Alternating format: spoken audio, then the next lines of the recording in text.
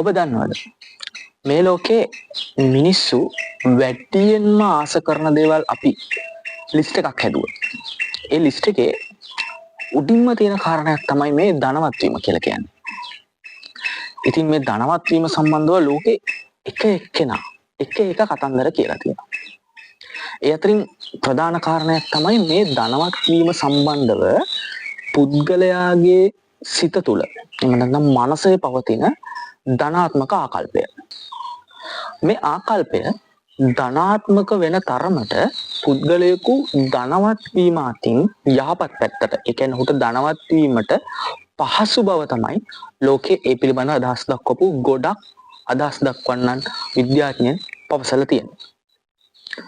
හැබැයි ඔයා දන්නවද මේ ධනවත් වීම කියන කාරණේදී මුදල් කියන දේ කොයිතරම් අපිට වැදගත්ද කියන දේ. ධනවත් වීම කියලා කිව්වම අපිට ගොඩක් පැති ඔස්සේ ගැන කතා කරන්න පුළුවන්. අපි ලෝකේ වැඩියෙන්ම ආස කරන කැමති ඔයා මම කැමති ලිස්ට් එක හැදුවොත් ඔනේ ලිස්ට් එකේ අර උඩම කාරණාවලට එන ධනවත් වීම කියන තැනදී මුදල් වලින් ධනවත් වීම එහෙම නැත්නම් මූල්‍යමය අතින් ධනවත් වීම කියලා කිව්වොත් මම හිතන්නේ මම වැරදි නෑ. ඒක ඔයත් පිළිගන්න කාරණයක්. ඉතින් ඔයා කවදා හරි හිතුවද මේ මූල්‍යමය අතින් ධනවත් වීම එහෙම නැත්නම් මුදල් අතින් ධනවත් වීම කියන කාරණේදී ඔයත් එක්ක හැමදාම ඔයා ළඟින්ම ඉන්න මෙන්න මේ වොලට් එක එහෙම නැත්නම් අපි කියනවා පර්ස් එක කියලා. මේ පර්ස් එක මේ කාරණාවේදී ඊට වැදගත් කාරණයක් ඉෂ්ට කරනවා කියලා. අද අපි ඒ ගැන කතා කරමු. ඉතින් මුලින්ම කියන්න ඕනි ඔයා මේ වෙනකම් මගේ channel එක subscribe කරලා නැත්නම් subscribe කරන්න. ඒ වගේම like එකක් දාන්න, comment එකක් දාන්නත් මේ වීඩියෝ අවසානයේ ඔබ අමතක කරන්න එපා. ඉතින් අපි මේ wallet එක භාවිතා කරද්දී එහෙම නැත්නම් අපි හැමෝම භාවිතා කරන වචන තමයි purse එක. මේ purse එක භාවිතා කරද්දී ඒක අපි purse එකත් එක්ක කරන්නේ මොන වගේ ගනුදෙනුවක්ද?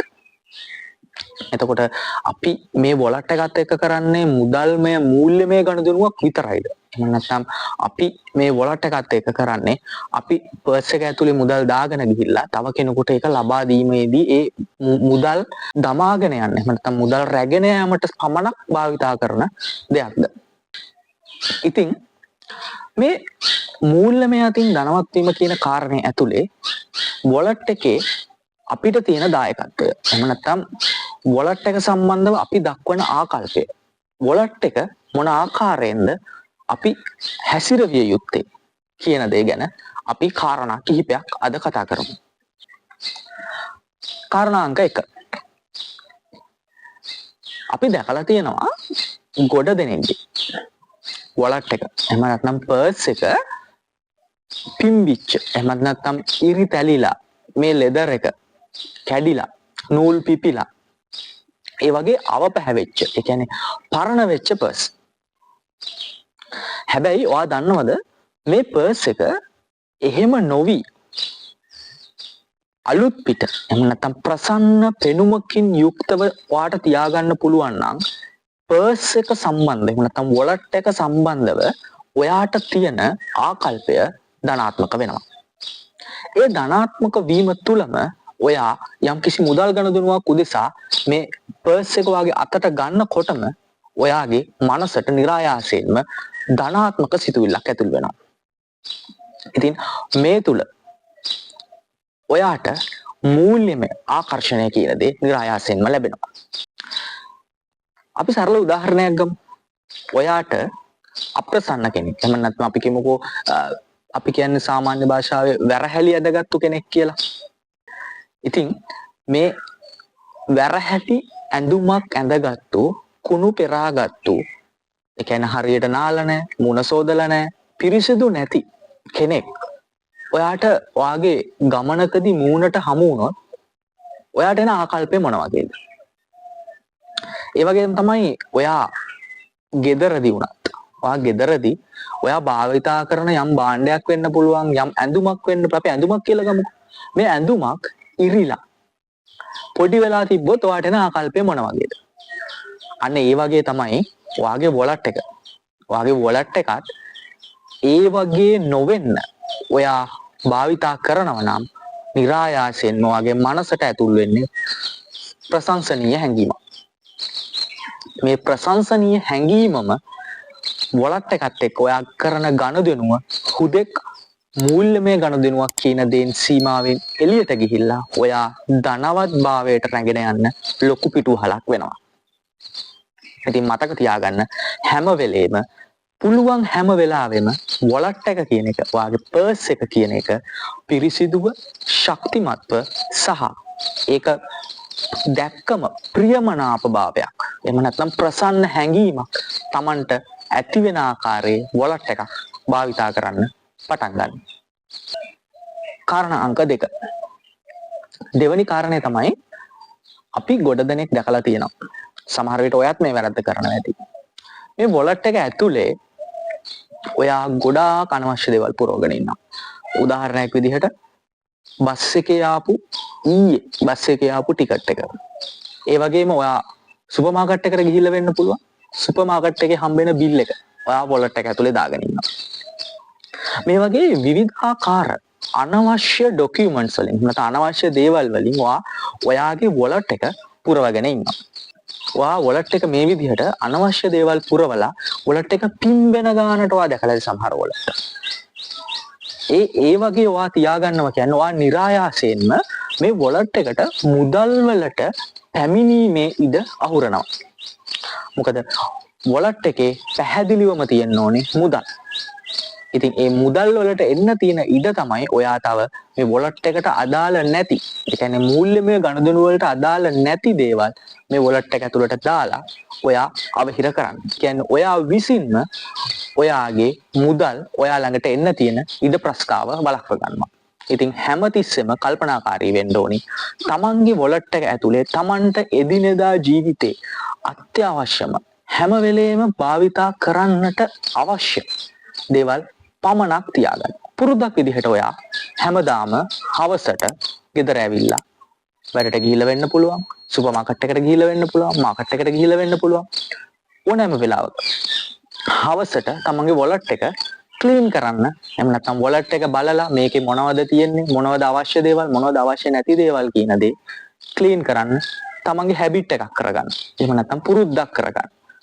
එහෙම කරොත් ඔයාට මම මේ කියන විදිහේ ප්‍රියමනාප ලස්සන වොලට් එකක් මේන්ටේන් කරන්න පුළුවන් වෙනවා. ඉතින් ඒ තුලින් වෙන්නේ ඔයාගේ මනසටම කියනවා මගේ වොලට් එක හරි පිරිසිදුයි, මගේ වොලට් එකේ මුදල් වලට එන්න තවත් ඉඩ ඕනි තරම් තියෙනවා කියන එක. ඒ තුලින්ම ඔයා දන්නේම නැතුව ඔයාගේ වොලට් එකට මුදල් ආකර්ෂණය වීමක් සිද්ධ වෙනවා. අනිත් කාරණය, ඔයා කිසිම වෙලාවක ඔයාගේ මේ වොලට් එක හිස්ව තියන්න එපා. ඒ කියන්නේ කිසියම් හෝ මුදලක්, මම මෙතනින් මුදලක් කියලා අදහස් කරන්නේ රුපියල් 50ක් 20ක් වගේ මුදලක් නෙමෙයි. හැම වර්ගයකම හැකිනම් හැම වර්ගයකම මුදලක්. ඒ කියන්නේ 20 50 100 500 1000 හැකිනම් 5000 උනත් කමක් නැහැ. හැම වර්ගයකම මුදල් නෝට්ටුවක් ඔයාගේ වොලට් එක ඇතුලේ තියාගන්න. කිසිම වෙලාවක ඔයාගේ වොලට් එක හිස් වෙන්න දෙන්න එපා. මොකද ඔයාම ඔයාගේ වොලට් එක අරලා බලද්දී ඒක හිස් නම්, ඒක ධනවත් නැත්නම්, ඔයාගේ වොලට් එක ධනවත් නැත්නම් ඔයාට ඇතිවන හැඟීම, ඒ කියන්නේ වොලට් එක සම්බන්ධව වොලට් එක අරලා බලද්දී ඔයාට ඇතිවන හැඟීම දුප්පත්. ඉතින් මේ දුප්පත් හැඟීමෙන්ම ඔයාගේ වොලට් එක පාවිච්චි කරද්දී කවදාවත් ඒක ධනවත් බවට සහයෝගයක් වෙන්නේ නැහැ. ඒකම නැත්තම් අර මම මුලින්ම කිව්වා වගේ වීඩියෝ එකේ ධනවත් වීමේ ආකල්පයට සහයෝගයක් වෙන්නේ නැහැ. ඉතින් මතක තියාගන්න කිසිම වෙලාවක වොලට් එක හිස් වෙන්න දෙන්න එපා. වගේම මුදල් වලින් පමණක් වොලට් එක සංවිධානය කරගන්න. ඒ වගේම තමයි ගොඩ දෙනෙක් මේ කතා කරන කාරණයක් තමයි මේ කාසි. එහෙම නැත්නම් කොයින් කියලා අපි කියන්නේ. ඒක වොලට් එකට දැම්මම වරින් වැඩි. හැබැයි වටිනාකමින් අඩුයි. මම මේකෙන් කියන්නේ නැහැ ඔයා වොලට් එක ඇතුලේ කාසි එහෙම නැත්නම් කොයින්ස් තියාගන්න එපා කියලා. අවශ්‍ය ප්‍රමාණයට එකක් හෝ දෙකක් ඔබට අවශ්‍යයි හැඟෙනවා නම් කිහිපයක් තබා ගන්න. එහෙම නොවෙන්නට වෙන්නේ ඔබ කාසි ගොඩක් ඔයාගේ වොලට් එක ඇතුලට පුරව ගන්නවා කියලාම කියන්නේ එකක් තමයි අර මම මුලින්ම කිව්ව කාරණේදී ඔයාගේ වොලට් එක පිම්බිලා ඒක ඩැමේජ් වෙන. එහෙම නැත්නම් ඉක්මනින්ම විනාශ වෙලා යන්න බලපාන එක කාරණයක් වෙනවා. මොකද මුදල් නෝට්ටු වගේ නෙමෙයි කොයින් එක පාවිච්චි කරද්දී. අනිත් කාරණේ තමයි පර්ස් එක බර වැඩි වෙනවා. එහෙනම් නැත්නම් වොලට් එක බරින් වැඩි වෙනවා. ඒක ඔයාට යම්කිසි අපහසුතාවයක් ගෙන දෙනවා. ඒ වගේ තමයි ඔයා වොලට් එක සාක්කුවේ වගේ දාගෙන ඉන්නවා නම් යම්කිසි විදිහක ඇඟට ඇනෙන්න පුළුවන් ඒ කොයින් එක. ඒ වගේ වෙලාවට ඒකත් ඔයාට අපහසුතාවයක්. ඉතින් ඒ වගේ නොවෙන්න ඔයා වොලට් එක ඇතුළට කාසි පැමිණීම සම්බන්ධවත් වගවීමකින් කටයුතු කරන්න ඕන. වොලට් එක සම්බන්ධව මම ඔයාට කියන අවසාන කාරණය. මේක ඊටම වැදගත්ම කාරණයක්. ඒ කාරණය තමයි වොලට් එක චුට්ටක් මම පැත්තකින් තියන්නම්කෝ. ඔයා අකමැති දෙයක් ඔයාට කවුරු හරි දුන්නොත් එහෙම නැත්නම් ඔයාට නොවටිනා දෙයක් ඔයාට කවුරු හරි දුන්නොත් ඔයා මොකද්ද කියන්නේ? අනේ ඕක තියලා ඉඳගනින් කියලා කියනවා. එහෙම නේද? අනේ ඕක තියලා ඉඳගනින් කියලා කියනවා. ඉතින් ඔයා කල්පනා කරලා බලන්න ඔයා මෙච්චර මේ මූල්‍යමය ගනුදෙනුවක් කරන ඔයාගේ ධනවත් භාවයට ඔයාව රැගෙන යන ප්‍රධානතම භාණ්ඩයක් වෙන මේ වොලට් එක ඔයා කොහෙද තියන්නේ? ඔයා එක තියලා ඉඳ ගන්නව නේද බොහෝ වෙලාවට. එහෙම කරන්න එපා. ඉතින් එහෙම ඒ වොලට් එක ඔයාට මෙච්චර මේ ධනවත් ගමනක් යන්න මුදල් සහ ඔයා අතර සහසම්බන්ධතාවයේ ගොඩනගන මේ වොලට් එක තියලා ඉඳ ගන්න එපා කවදාවත්. ඒක ඇත්තටම ඔයා වොලට් එක වෙනුවෙන් දක්වන සැලකිල්ල සම්බන්ධව තියෙන ප්‍රශ්නයක් වෙනවා එතකොට. ඒ කියන්නේ ඔයා වොලට් එකට දක්වන සැලකිල්ල, ඔයා වොලට් එකට දක්වන ගෞරවය තමත් අඩු මට්ටමකට වැටෙනවා. ඔයා වොලට් එක ඔයාගේ පිටිපස්සේ සාක්කුවේ දාගෙන ගියොත්. පුළුවන් හැම වෙලාවකම ඔයා ඔයාගේ වොලට් එක ඉස්සරහ සාක්කුවක එහෙම නැත්නම් ඔයා වාහනය කරනවා නම් වාහනේ තියාගන්න පුරුදු වෙන්න. හේතුව තමයි ඔයා නොවටිනා තැනක් බවට ඒ කියන්නේ එහෙම නැත්නම් ඔයා නොවටිනා දෙයක් බවට ඔයාගේ වොලට් එක පත් කරගෙන ඔයා ඒක උඩ ඉඳ ගන්න ගියොත් එහෙම නැත්නම් ඒක උඩ වාඩි වෙන්න ගියොත් નિરાයාසයෙන්ම ඔයාට ධනවත් වෙන්න ඔයාගේ වොලට් එකෙන් ඔයාට ලැබෙන ඒ ප්‍රසාදනීයත්වය ඒ හුරුකුල ඔයාට නැති වෙලා යනවා. මොකද ඔයා විසින්ම ඔයාගේ වොලට් එකට ඔයා දක්වන්නේ ඊටමත් පහත් තත්වයේ සැලකිල්ලක්. ඉතින් එහෙම කරන්නේ නැතුව ඔයා වොලට් එක නිසියාකාරව භාවිතා කරන්න. ඉතින් මේ වීඩියෝ එක පුරාවටම මම ඔයත් එක්ක කතා කරේ ඉතා කෙටියෙන් වුණා. ඔයාගේ වොලට් එක ඔයා මේ ධනවත් වෙන්න නැත්නම් ධනවත් වීම කියන කාරණය ඔයා සාක්ෂාත් කරගනිද්දී ඔයාගේ වොලට් එක කොයිතරම් වැදගත්ද කියන දේ.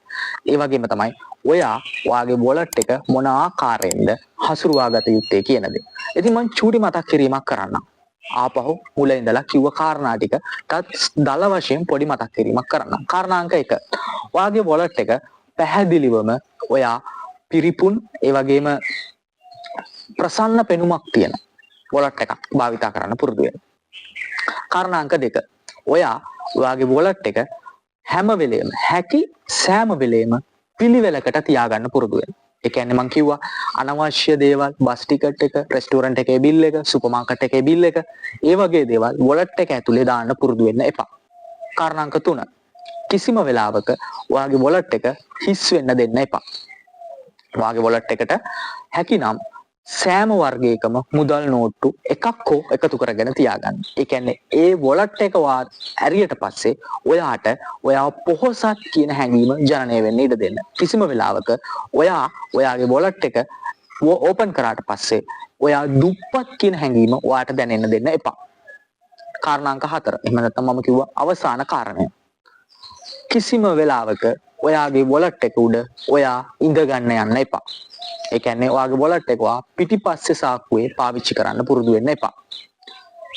ඉතින් මේ කාරණා ටික ඔයාගේ ජීවිතයට එකතු කරගෙන ඔයා ධනවත් වෙන්න යන ගමනේදී යම් හරි පිටුවහලක් ලැබෙනවා නම් ඒ ගැන කමෙන්ට් කරන්නත් අමතක කරන්න එපා. දිගටම රැඳිලා ඉන්න මගේ වීඩියෝත් එක්ක. ඉතින් ආරාධනා කරනවා subscribe කරන්න, like කරන්න, comment කරන්න කියලා. ඉතින් නැවතත් දවසක හම්බ වෙනකම් සුබ දවසක්.